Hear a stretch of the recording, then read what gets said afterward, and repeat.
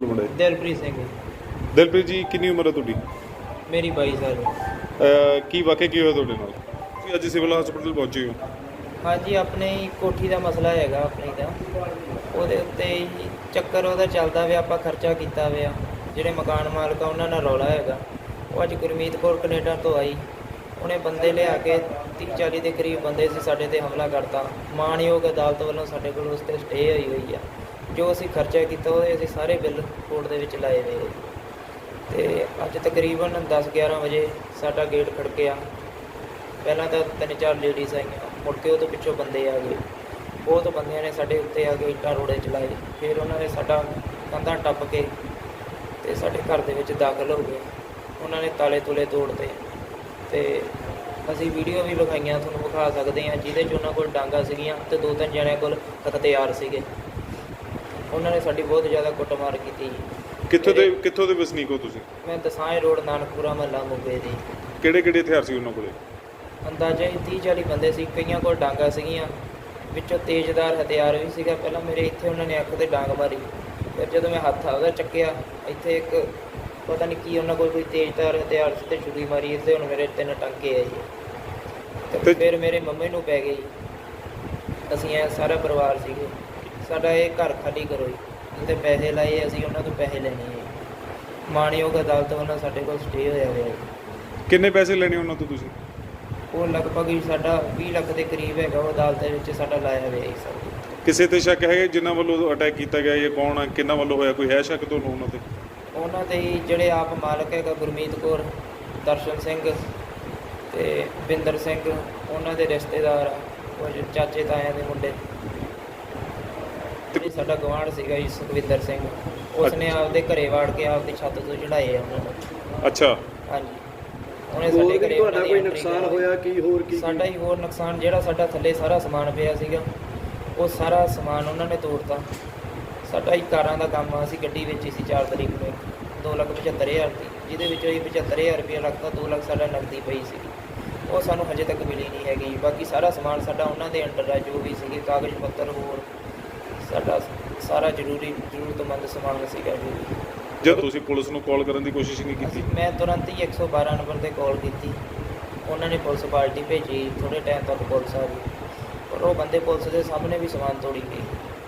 ਉਹਨਾਂ ਨੇ ਸਾਡੀ ਕੁਛ ਨਹੀਂ ਸੁਣੀ ਹੈਗੀ। ਪੁਲਿਸ ਨੇ ਕੋਈ ਰੋਕਣ ਦੀ ਕੋਸ਼ਿਸ਼ ਨਹੀਂ ਕੀਤੀ? ਪੁਲਿਸ ਨੇ ਰੋਕਣ ਦੀ ਕੋਸ਼ਿਸ਼ ਕੀਤੀ, ਪਰ ਉਹ ਰੁਕੇ ਨਹੀਂ। ਉਹ ਬਹੁਤ ਬੰਦੇ ਸੀ। ਘਰ ਦੇ ਵਿੱਚ ਕਿਹਦੇ ਨਾਲ ਕੁੱਟਮਾਰ ਕੀਤੀ ਗਈ ਹੈ? ਮੇਰੇ ਤੇ ਮੇਰੀ ਮਦਰ ਨਾਲ ਹੋਈ। ਅੱਛਾ। ਹੁਣ ਕੀ ਮੰਗ ਕੀ ਕਰਦੇ ਹੋ? ਮੈਂ ਇਹਨਾਂ ਤੇ ਕਾਰਵਾਈ ਦੀ ਮੰਗ ਕਰਦਾ ਜੀ। ਇਹਨਾਂ ਤੇ ਜੋ ਬਣਦੀ ਕਾਨੂੰਨੀ ਕਾਰਵਾਈ ਉਹ ਕੀਤੀ ਜਾਵੇ। ਜਦੋਂ ਪਹੁੰਚੇ ਸਾਨੂੰ 50 ਬੰਦੇ ਮਾਰਨ ਆ ਗਏ ਵੀਰੇ। ਸਾਨੂੰ ਪੁਲਿਸ ਅਸੀਂ 112 ਤੇ ਫੋਨ ਪਿਆ। ਫਿਰ ਪੁਲਿਸ ਆਈ। ਪੁਲਿਸ ਦੇ ਖੜਿਆ ਵੀ ਸਾਡਾ ਸਮਾਨ ਤੋੜੀ ਕੇ ਮੇਰੀ ਕਿਰਪਾਨ ਲਾ ਕੇ ਮਾਰੀ ਇਹਨਾਂ ਨੇ। ਤਾਂ ਕਿ 2 ਜਣੇ ਮੇਰੀ ਛਾਤੀ 'ਤੇ ਬਹਿ ਗਏ। ਮੇਰੇ ਲੀੜੇ ਵੇਖੋ ਪਾੜ ਤੇ ਇਹਨਾਂ ਨੇ। ਗੁਰਮੀਤ ਕੌਰ ਆਈ ਗੁੰਡਾਗਰਦੀ ਕਰਨ, ਬਾਹਰੋਂ ਆਈ ਹੈ। ਉਹਦਾ ਜਿਹੜਾ ਭੂਆ ਦਾ ਮੁੰਡਾ, ਉਹਦੇ ਕੋਲ ਵੈਪਨ ਟੰਗਿਆ ਸੀ, ਕਹਿੰਦਾ ਮੈਂ ਤੇਰੇ ਵਿੱਚ ਦੀ ਲੰਘਾਊਂਗਾ ਕਿ। ਅਤੇ ਗੁਰਮੀਤ ਕੌਰ ਨੇ ਸਾਰਾ ਕੋਲੇ ਖੜ ਕੇ ਸਾਰਾ ਵਾਕਾ ਗੁਰਮੀਤ ਕੌਰ ਨੇ ਕਰਾਇਆ। ਮੇਰੀ ਕਿਰਪਾਨ ਵੀ ਲਵਾਤੀ ਗੁਰਮੀਤ ਕੌਰ। ਕੀ ਗੱਲ ਕੀ ਹੋਈ ਸੀ? ਕਿਉਂ ਮਾਰਨ ਕੁੱਟਣ ਆਏ ਤੁਹਾਨੂੰ? ਮਾਰਨ ਕੁੱਟਣ ਆਏ। ਸਾਡੇ ਕੋਲ ਕੋਠੀ ਦੀ ਸਟੇ ਹੈਗੀ। ਅਸੀਂ ਇਹਨਾਂ ਤੋਂ ਪੈਸੇ ਲੈਣੇ ਆ। ਪੈਸੇ ਦੇਣ ਦੇ ਬਾਰੇ ਕਿਤੇ ਜਾ ਵੜਦੇ, ਕਿਤੇ ਜਾ ਵੜਦੇ। ਅਦਾਲਤ 'ਚ ਵੀ ਇਹਨਾਂ ਨੇ ਮੇਰੇ 'ਤੇ ਕੇਸ ਲਾਏ ਹੋਏ ਆ 7। ਉੱਥੇ ਇਹਨਾਂ ਦਾ ਸਾਡੀ ਤਰੀਕ ਪਈ ਹੋਈ ਵੀ ਹੈ। ਉਹ ਉੱਥੋਂ ਆ ਗਏ ਤਾਂ ਮੁੜ ਕੇ ਆ ਕੇ ਇਹਨਾਂ ਨੇ 25 ਤਰੀਕ ਪਈ ਵੀ ਹੈ। ਹਮਲਾ ਕਰਤਾ ਸਾਡੇ 'ਤੇ ਆ ਕੇ 50 ਜਣਿਆਂ ਨੇ। ਸਾਡੇ ਜੋ ਅਦਾਲਤ ਸਾਨੂੰ ਫੈਸਲਾ ਕਰੂਗੀ ਸਾਨੂੰ ਮਨਜ਼ੂਰ ਹੈ। ਬਸ ਮੈਨੂੰ ਇਨਸਾਫ ਦਿਵਾਇਆ ਜਾਵੇ। ਜਿਹੜੇ ਇਹਨਾਂ ਨੇ ਮੇਰੀ ਕੁੱਟਮਾਰ ਕਰੀ ਹੈ, ਮੇਰੇ ਗੁੱਝੀਆਂ ਸੱਟਾਂ ਵੱਜੀਆਂ ਹੋਈਆਂ। ਤੇ ਜਦੋਂ ਉੱਥੇ ਤੁਸੀਂ 112 ਤੇ ਫੋਨ ਕੀਤਾ, ਮੁਲਾਜ਼ਮ ਪਹੁੰਚੇ ਆ, ਉਹਨਾਂ ਵੱਲੋਂ ਰੋਕਿਆ ਗਿਆ, ਕੀ ਕਾਰਵਾਈ ਕੀਤੀ ਗਈ? ਉਹਨਾਂ ਨੇ ਜੀ ਰੋਕਿਆ ਗਿਆ, ਬਸ ਨਾ ਕੋਈ ਕਾਰਵਾਈ ਨਹੀਂ ਹਜੇ ਤੱਕ ਕਰੀਗੀ। ਹਜੇ ਤੱਕ ਉਹ ਕਹਿੰਦੇ ਨਾ ਅਸੀਂ ਤੁਹਾਨੂੰ ਕੱਢ ਸਕਦੇ, ਨਾ ਉਹਨਾਂ ਨੂੰ ਕੱਢ ਸਕਦੇ। ਹਜੇ ਵੀ ਸਾਨੂੰ ਡਰ ਹੈ ਵੀ ਸਾਡੀਆਂ ਕੈਮਰੇ ਦੀਆਂ ਤਾਰਾਂ ਵੱਢਤੀਆਂ ਹੁਣ ਵੀ ਮੇਰੇ ਮੁੰਡੇ ਨੂੰ ਵੀ ਮਾਰ ਸਕਦੇ ਆ। ਉਹ ਘਰੇ ਮੇਰਾ ਬੇਟਾ ਹੈ ਇਕੱਲਾ ਅਤੇ ਬਜ਼ੁਰਗ ਮਾਤਾ ਹੈ। ਬਸ ਉਹ 10 ਬੰਦੇ ਆ ਜਾਂਦੇ ਆ, 10 ਜਾ ਵੜਦੇ। ਜਿਹੜਾ ਗੁਆਂਢੀ ਹੈ ਸਾਡਾ, ਉਹਦੇ 'ਤੇ ਕਾਰਵਾਈ ਜ਼ਰੂਰੀ ਹੋਣੀ ਚਾਹੀਦੀ ਹੈ। ਉਹਨੇ ਕੰਧਾਂ ਟਪਾਈਆਂ। ਹੈ ਨਹੀਂ ਸੀਗਾ ਜੀ ਉਦੋਂ ਮੌਕੇ 'ਤੇ। ਜਦੋਂ ਮੈਂ ਆਇਆ ਅਤੇ ਉੱਪਰੋਂ ਅਤੇ ਇਹ ਆਏ ਡਾਂਗਾ ਸੋਟੀਆਂ ਮਾਰੇ ਗਏ ਜਾਂਦੇ ਸੀ। ਬਹੁਤ ਜ਼ਿਆਦਾ 40-50 ਜਣੇ ਆ ਗਏ। ਦਰਸ਼ਨ ਸਿੰਘ, ਬਿੰਦਰ ਸਿੰਘ ਅਤੇ ਕਈ ਜਣੇ ਸੀ ਆਏ। ਜਦੋਂ ਡਾਂਗਾ ਸੋਟੀਆਂ ਚਲਾਉਣ ਲੱਗ ਗਏ ਆ ਕੇ ਸੇਵਾ ਦਾ ਗੇਟ ਭੰਨਤਾ, ਤਾਲੇ ਤੋੜ ਕੇ ਅੰਦਰ ਵੜ ਗਏ। ਅੰਦਰ ਤਾਲਾ ਲੱਗਿਆ ਸੀ ਉਹ ਵੀ ਤੋੜਤਾ। ਉਹਨਾਂ ਨੇ ਬਹੁਤ ਗੁੰਡਾਗਰਦੀ ਕਰੀ। ਸਾਡੇ ਨਾਲ ਆ ਜਿਹੜਾ ਸੁੱਖਾ ਸਿੰਘ ਉਹਨਾਂ ਨੇ ਕੰਨ ਟਪਾਤਾ, ਉੱਤੋਂ ਦੀ ਬੰਦੇ ਚੜ੍ਹ ਕੇ ਆ ਗਏ ਤੇ ਸਾਨੂੰ ਤਾਂ ਮਾਰ ਦੇਣਾ ਸੀ ਸਾਡੇ ਜਵਾਕ ਨੂੰ।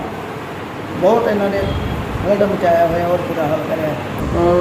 ਇਹ ਇਹਨਾਂ ਦੋਨਾਂ ਪਾਰਟੀਆਂ ਦਾ ਲੈਂਡ ਓਨਰ ਦਾ ਤੇ ਕਿਰਾਏਦਾਰ ਦਾ ਆਪਸ ਦੇ ਵਿੱਚ ਡਿਸਪਿਊਟ ਹੋਇਆ ਸੀ ਔਰ ਇਹਨਾਂ ਦੇ ਕੋਰਟ ਦੇ ਵਿੱਚ ਕੇਸ ਵੀ ਚੱਲ ਰਿਹਾ। ਉਸ ਬਾਬਤ ਇਹਨਾਂ ਦਾ ਆਪਸ ਵਿੱਚ ਕੱਲ੍ਹ ਡਿਸਪਿਊਟ ਹੋਇਆ, ਜਿਹਦੇ ਸੰਬੰਧ ਵਿੱਚ ਚਰਨਜੀਤ ਕੌਰ ਜਿਹੜੀ ਕਿਰਾਏਦਾਰ ਉਹ ਹਸਪੀਟਲ ਐਡਮਿਟ ਹੋਈ ਸੀ ਤੇ ਉਹਨਾਂ ਦੀ MLR ਆਈਆਂ ਸੀਗੀਆਂ। ਉਸ ਦੇ ਸੰਬੰਧ 'ਚ ਅਸੀਂ ਬਿਆਨ ਲਿਖ ਕੇ ਅਗਲੀ ਕਾਰਵਾਈ ਜਿਹੜੀ ਆ ਇਨਵੈਸਟੀਗੇਸ਼ਨ ਉਹ ਸ਼ੁਰੂ ਕਰ ਦਿੱਤੀ ਹੈ। ਤੇ ਕੋਈ ਪਤਾ ਲੱਗੇ ਕੌਣ ਮੁੱਖ ਦੋਸ਼ੀ ਹੈ ਜੀ? ਪਤਾ ਲੱਗਾ ਕੁਛ? ਇਹ ਇੱਕ ਦੂਜੇ ਦੇ ਉੱਤੇ ਦੋਸ਼ ਲਗਾ ਰਹੇ ਨੇ ਜੀ। ਇਹ ਇਨਵੈਸਟੀਗੇਸ਼ਨ ਦੇ ਵਿੱਚ ਅਸੀਂ ਵੈਰੀਫਾਈ ਕਰ ਲੈਂਦੇ ਹਾਂ ਕੌਣ ਹੈ ਜੀ। ਉਸ 'ਤੇ ਇਨਵੈਸਟੀਗੇਸ਼ਨ ਚੱਲ ਰਹੀ ਹੈ। ਜਿਸ ਤਰ੍ਹਾਂ ਇਨਵੈਸਟੀਗੇਸ਼ਨ ਦੇ ਵਿੱਚ ਜੋ ਹਾਲਾਤ ਹੋਣਗੇ ਉਸ ਹਿਸਾਬ ਨਾਲ ਅੱਗੇ ਕਾਰਵਾਈ ਅਮਲ ਵਿੱਚ ਲਿਆਂਦੀ